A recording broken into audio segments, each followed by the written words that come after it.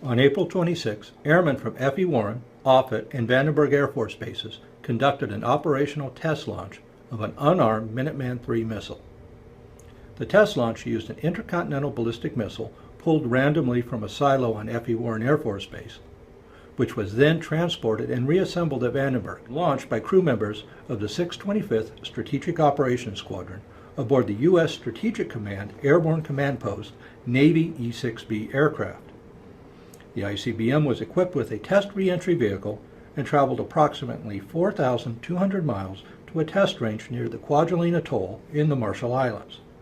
These ICBM test launches verify the accuracy and reliability of the weapon system, providing valuable data to ensure a safe, secure, and effective nuclear deterrent. Reporting from Vandenberg Air Force Base, I'm Michael Stonecipher. Michael, what do you make of that missile firing, of that test missile?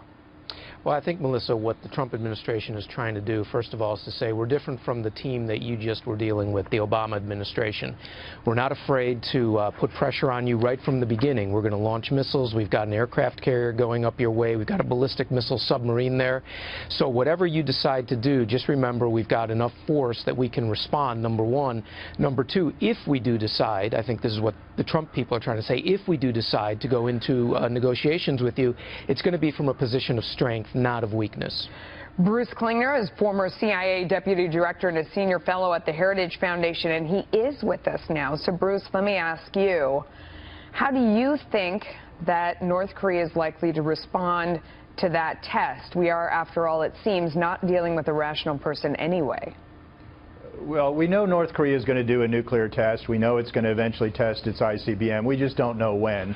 There's often an overemphasis on linking it to some anniversary. But we know they'll test. In my discussions with administration officials, the parameters of the policy for North Korea are in increased pressure, sanctions, targeted financial measures, no longer pulling our punches on enforcing U.S. law, leaving the door open for diplomacy but not rushing back to negotiations.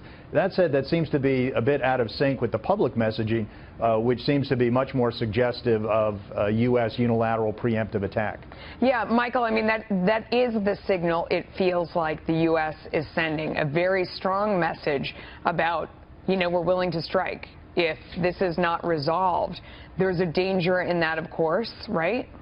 There is. I think it's part of the administration's approach, though, especially after Syria, to say, look, we're unpredictable, and you don't know exactly what we're going to do, partly because we may just decide on the spur of the moment to act in ways that would be very harmful to you.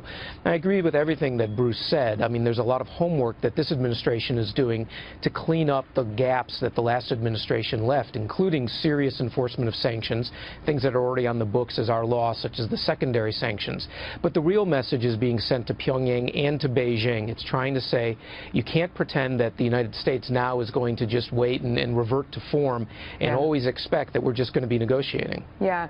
Bruce, I mean, the narrative that seems to be out there on this situation is we're dealing with basically one crazy guy. You know, that his own advisors are afraid to tell him the truth because they're afraid for their lives. I mean, they see what he's done to members of his own family. How does that change the strategy if it's about one main person? Well, the danger is with the rhetoric on both sides, as well as South Korea talking about necessity of preemptive strikes if necessary, is you have all three militaries in close proximity to each other. You can have incidents which go from tactical to strategic in the blink of an eye. The more North Korea brags and demonstrates its nuclear and missile capabilities, the more that the allies may feel necessary to lean further forward in doing a preemptive strike. We also have the Trump administration saying that they may feel necessary to have a military option if North Korea simply demonstrates a technological capability that we deem to be a threat. Yeah, that's a lot there. Gentlemen, thanks to both of you.